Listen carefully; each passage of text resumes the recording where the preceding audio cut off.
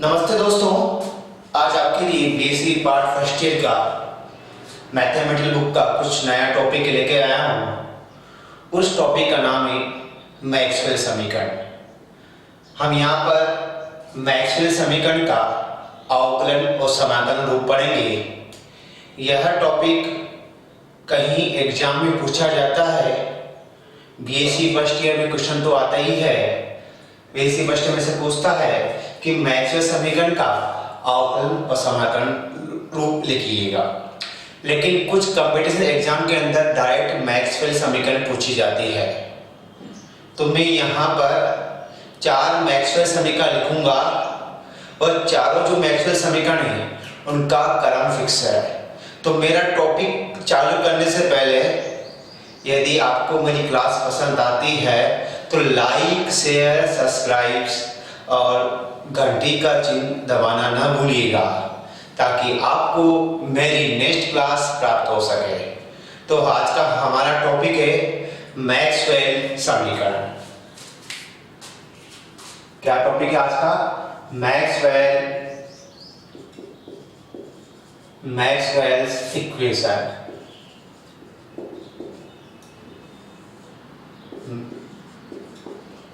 Maxwell समीकरण। एक scientist था मैक्सवेल, जिसने विद्युत व चुंबकीय क्षेत्रों के आधार पर 4 समीकरण दी, जिन्हें आप मैक्सवेल समीकरण बोलते हो। एक साइंटिस्ट था जिसने विद्युत चुंबकीय के अंदर विद्युत व चुंबकीय क्षेत्र के आधार पर 4 समीकरण दी, जिन्हें मैक्सवेल समीकरण बोलते हैं। ठीक है। जो पहले समीकरण है वह विद्युत क्षेत्र में गाउस के नियम से दी, और जो दूसरी समीकरण थी मैक्सवेल ने वह है चुंबकीय क्षेत्र के गाउस के नियम से दी। जो तीसरी समीकरण है वह है फैराडे के विद्युत चुंबकीय प्रेरण के नियम से, और जो चौथी समीकरण होगी वह होगी एम्पीयर के नियम से। तो मैक्सवेल साइंटिस्ट ने विद्युत व चुंबकीय क्षेत्रों के आधारित विद्युत तथा चुंबकीय क्षेत्रों के आधारित 4 समीकरण प्रस्तुत की, जिन्हें मैक्सवेल समीकरण कहते हैं। मैक्सवेल समीकरण कहते हैं। इस मैक्सवेल समीकरण है, इसके बहुत सारे रूप पूछे जाते हैं। तो हम यहाँ 4 समीकरण लिखेंगे। 4 समीकरण विद्युत चुंबकीय क्षेत्रों के आधारित दी। जो पहली समीकरण दी है वह है विद्युत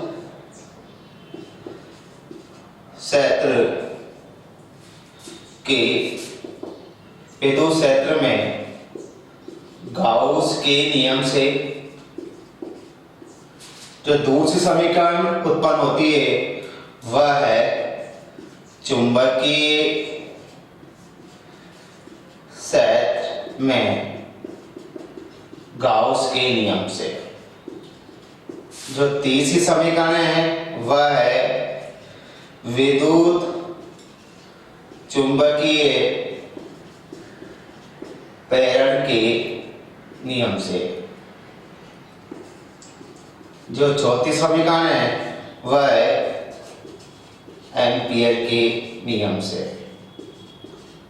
कहने का मतलब है जो आपको पहली समीकरण मिलेगी वह मिलेगी विद्युत क्षेत्र में गाउस के नियम से, और जो दूसरी समीकरण मिलेगी वह मिलेगी चुंबकीय क्षेत्र के गाउस के नियम से।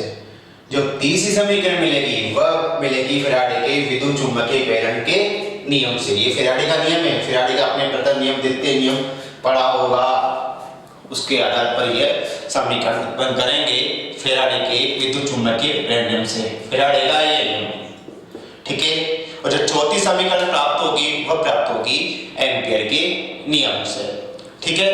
तो दोस्तों मैं आपको मैक्सवेल समीकरण याद करना आसान ट्रिक बताऊंगा। आप आराम से याद कर सकते हो, डेरिवेशन को रटने की जरूरत नहीं, आप आराम से निकाल सकते हो।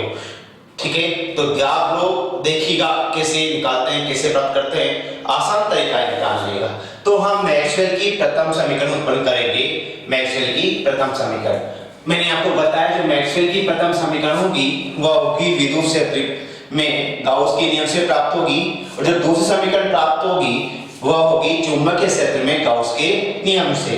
जो मैक्सवेल की जो तीसरी समीकरण प्राप्त होगी वह होगी फैराडे के विद्युत चुंबकीय प्रेरण के नियम से, और जो चौथी समीकरण प्राप्त होगी वह होगी एम्पीयर के नियम से। इसको बोलते हैं Gauss law of electric field, Gauss law of electromagnetic field, और ये बोलते हैं ईएमएफ इलेक्ट्रोमैग्नेटिक फील्ड, और ये एम्पीयर लॉ। जो फर्स्ट इक्वेशन डेवलप होगी, जो हमें फर्स्ट इक्वेशन प्राप्त होगी वह होगी गाउस लॉ से, Gauss law for Gauss law for electro field या इलेक्ट्रिक फील्ड। जो दूसरी समीकरण प्राप्त होगी वह होगी Gauss law of magnetic field. तो तीसरी समीकरण प्राप्त होगी मैक्सवेल की, वह होगी ईएमएफ इलेक्ट्रोमैग्नेटिक फील्ड। जो चौथी समीकरण प्राप्त होगी, चौथी इक्वेशन प्राप्त होगी वह होगी एम्पीयर लॉ से। कौन से लॉ से? एम्पीयर लॉ से। तो हम मैक्सवेल की फर्स्ट इक्वेशन देखते हैं। क्या देखते हैं? मैक्सवेल की फर्स्ट इक्वेशन। तो देखिएगा मैक्सवेल की प्रथम समीकरण, मैक्सवेल की प्रथम समीकरण, मैक्सवेल की जो फर्स्ट इक्वेशन है उसको प्राप्त कर रहे हैं। देखिएगा इस समीकरण के अंदर में आपको अवकल रूप और समाकल रूप बताऊंगा। सभी समीकरणों के अंदर में आपको अवकल और समाकल रूप बताऊंगा। यदि किसी दोस्तों ने मेरा चैनल लाइक, सब्सक्राइब और बेल आइकन नहीं दबाया हो तो तुरंत दबा दीजिएगा, ताकि आपको आने वाला मेरा नेक्स्ट वीडियो प्राप्त हो सके। तो हम मैक्सवेल की प्रथम समीकरण उत्पन्न कर रहे हैं। ठीक है, मैंने बताया कि मैक्सवेल की जो प्रथम समीकरण प्राप्त होगी वह प्राप्त होगी विद्युत क्षेत्र में गाउस के नियम से। किससे प्राप्त होगी? विद्युत क्षेत्र में गाउस के नियम से। या ऐसा भी बोल सकते हैं मैक्सवेल की प्रथम समीकरण विद्युत क्षेत्र में गाउस के नियम पर आधारित है। ठीक है, तो मैक्सवेल की प्रथम समीकरण यहां देख रहे हैं। तो देखिएगा मैक्सवेल की जो प्रथम समीकरण है वह प्राप्त होगी विद्युत क्षेत्र में गाउस के नियम से प्राप्त होती है। मैक्सवेल की जो प्रथम समीकरण है वह विद्युत क्षेत्र में गाउस के नियम से प्राप्त होती है। अब गाउस का नियम क्या है? गाउस का नियम क्या है? गाउस का नियम क्या है? गाउस का नियम है कि किसी काल्पनिक बंद पृष्ठ से, किसी काल्पनिक बंद पृष्ठ से गुजरने वाला विद्युत फ्लक्स या किसी काल्पनिक बंद पृष्ठ से निर्गत फ्लक्स का मान उस पृष्ठ द्वारा परिबद्ध आवेश, उस पृष्ठ द्वारा परिबद्ध आवेश का 1/ε गुना होता है। यही गाउस का नियम है। गाउस का नियम क्या है? किसी काल्पनिक बंद पृष्ठ द्वारा निर्गत फ्लक्स और उस पृष्ठ द्वारा परिबद्ध आवेश का 1/ε गुना होता है। तो इसे गाउस का नियम कहते हैं। तो इसका गणितीय रूप लिखें, फिर दोबारा बता रहा हूं। किसी काल्पनिक बंद पृष्ठ द्वारा निर्गत फ्लक्स, उस एक काल्पनिक बंद पृष्ठ है S, इस पृष्ठ द्वारा परिबद्ध कुल आवेश, ये सारा आवेश है, इसको समेशन क्यू भी बोल सकते हैं, समेशन क्यू, ये बहुत सारे आवेश है। इस पृष्ठ द्वारा परिबद्ध कुल आवेश का 1/ε गुना होता है। इसको ऐसे लिख सकते हैं epsilon Q, epsilon Q, q/ε लिख सकते हैं। जो यहाँ एप्सिलॉन है वह है माध्यम की विद्युतशीलता। विद्युतशीलता कौन सा माध्यम लिया गया है, ठीक है, ये गाउस का नियम से हमें प्राप्त हो गया है। अब गणितीय परिभाषा जो गाउस का दूसरा नियम होता है वो भी क्या होता है कि बंद फ्लक्स से निर्गत फ्लक्स, इसको इक्वेशन देंगे कि बंद फ्लक्स से जो निर्गत फ्लक्स है, बंद फ्लक्स से जो निर्गत फ्लक्स है वह विद्युत से और अल्पांश क्षेत्रफल की अदिश गुणनफल के बराबर होता है। बंद फ्लक्स से निर्गत फ्लक्स विद्युत से और अल्पांश क्षेत्रफल की अदिश गुणनफल के बराबर होता है, ठीक है। यह हमें गणितीय परिभाषा से दूसरा फ्लक्स का मान प्राप्त होता है, ठीक है। ये गाउस के नियम से प्राप्त होता है। ये गाउस का नियम क्या था गाउस का नियम कि किसी काल्पनिक बंद फ्लक्स से निर्गत फ्लक्स का मान उस पृष्ठ द्वारा परिबद्ध कुल आवेश का 1/ε गुणा होता है। तो ये लिख दिया दूसरा गणितीय परिभाषा से कि किसी बंद फ्लक्स से निर्गत फ्लक्स का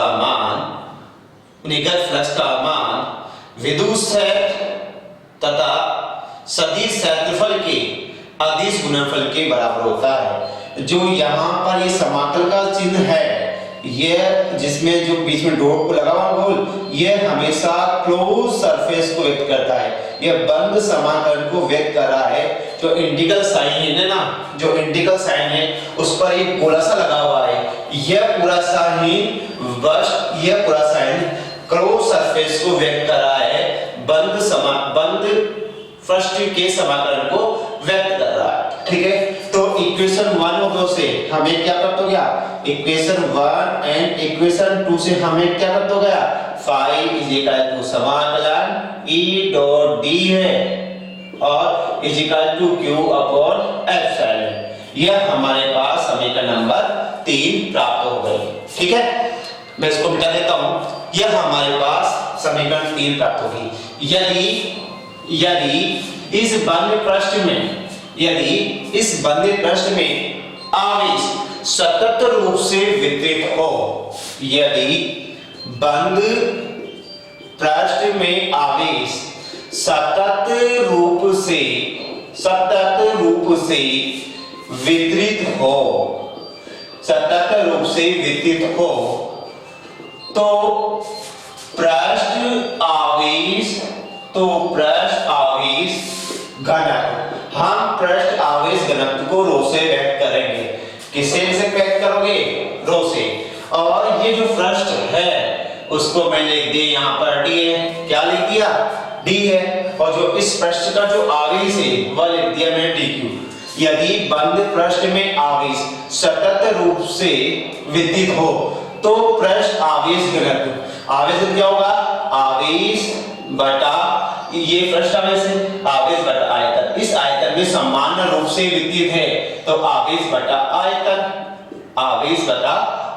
मैंने यहाँ पे डी दिया था, डी भी आएगा, आवेश बटा आयतन।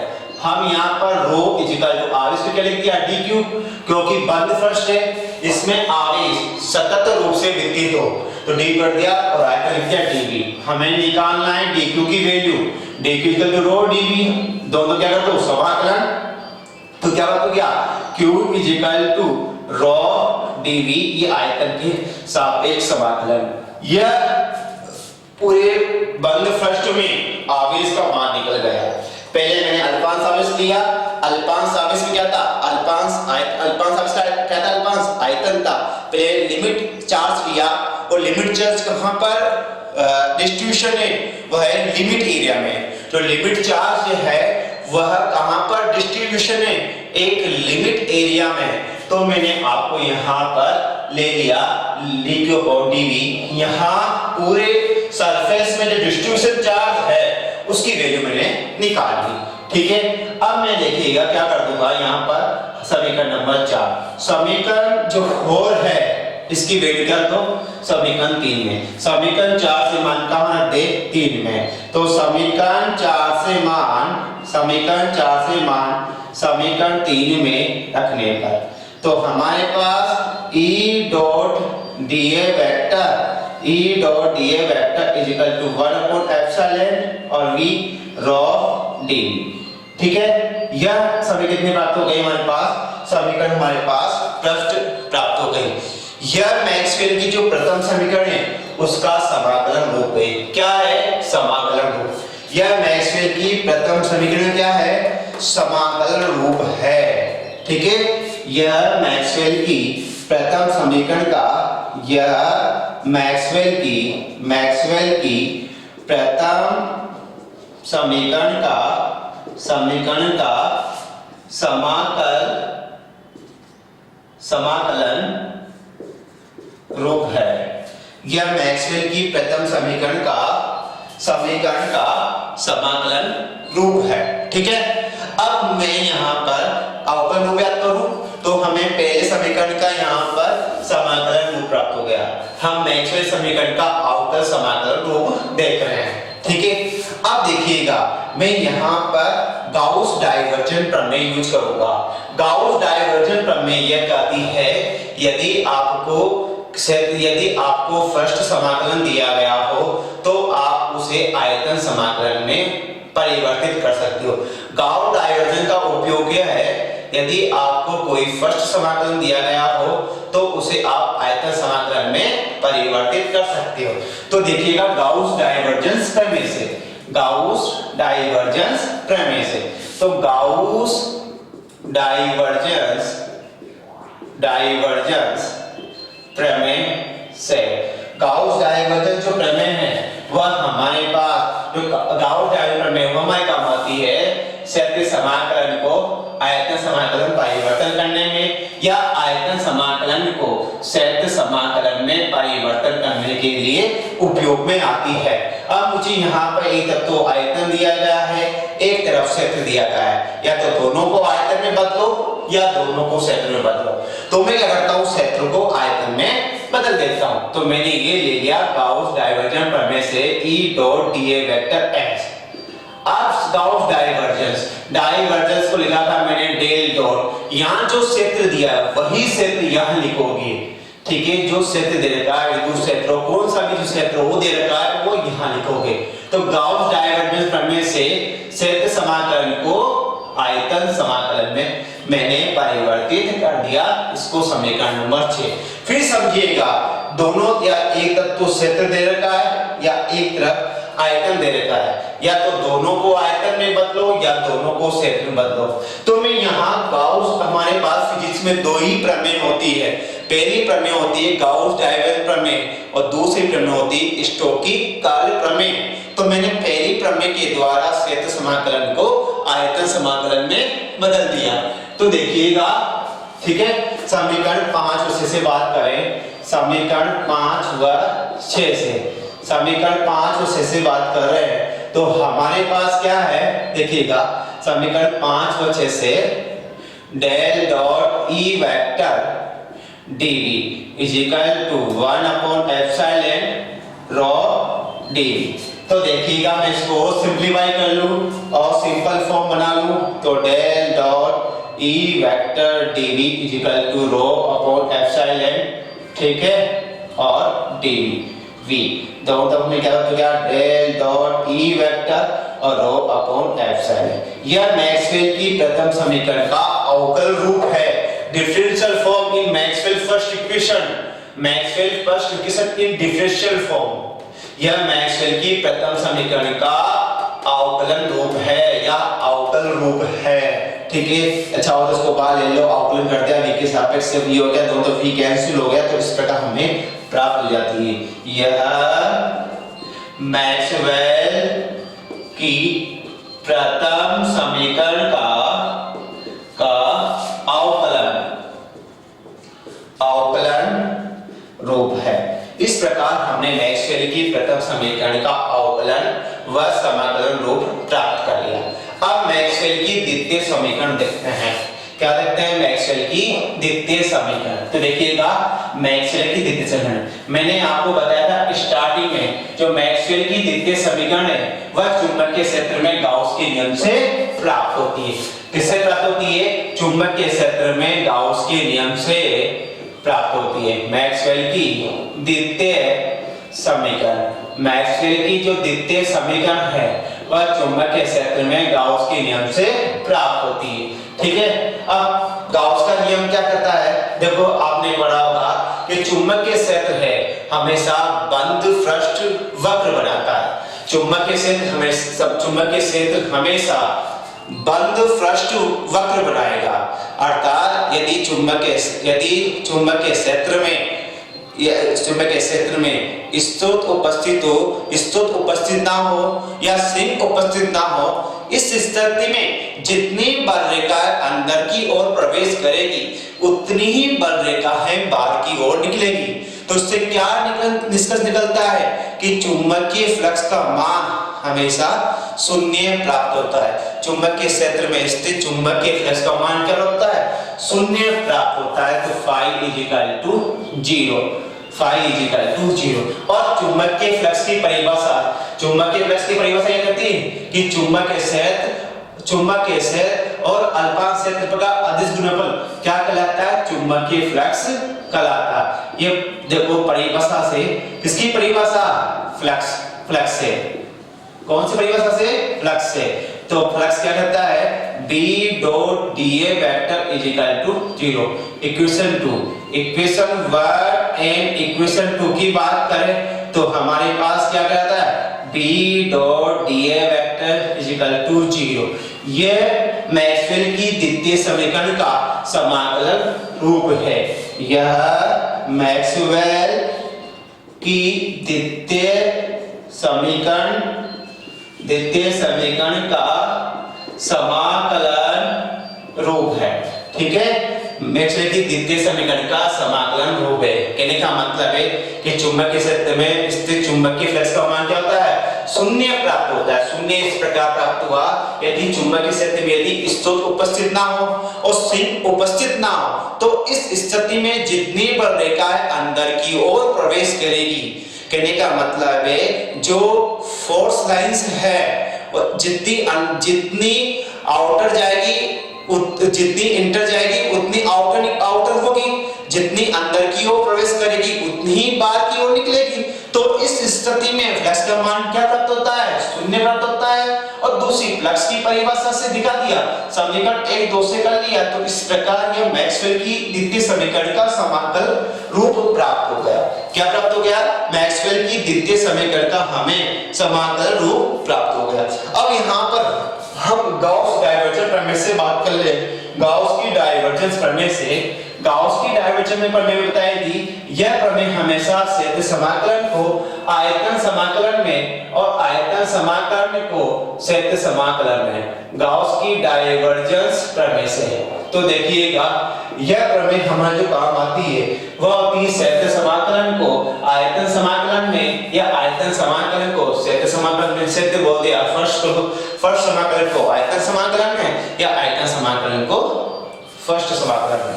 ठीक है, तो देखिएगा यहाँ पर मैं बंद first B dot dA vector ये S is equal to convert कर रहा हूँ गाउस डाइवर्जेंस मतलब डेल डॉट जो भी क्षेत्र देगा है वो लिख दीजिएगा और dV कर दिया। ठीक है, वो समीकरण नंबर हमारे पास कितने की 3 आ गई थी, ये समीकरण 4। समीकरण 3 से मान समीकरण 4 में रखो। समीकरण 4 में रखोगे ना तो हमारे पास क्या होगा? V del dot B vector dV is equal to 0। तो हमारे पास क्या del dot B vector is equal to 0। यह मैक्सवेल की द्वितीय समीकरण का अवकलन रूप है। यह मैक्सवेल की द्वितीय समीकरण का क्या है? अवकलन रूप। ठीक है, आज हम ये दो ही मैक्सवेल समीकरण का उत्पन्न पढ़ेंगे। कल मैक्सवेल की तृतीय और चतुर्थ समीकरण की उत्पन्न का टॉपिक पढ़ेंगे। आज अपना टॉपिक यहीं समाप्त करते हैं। Thank you.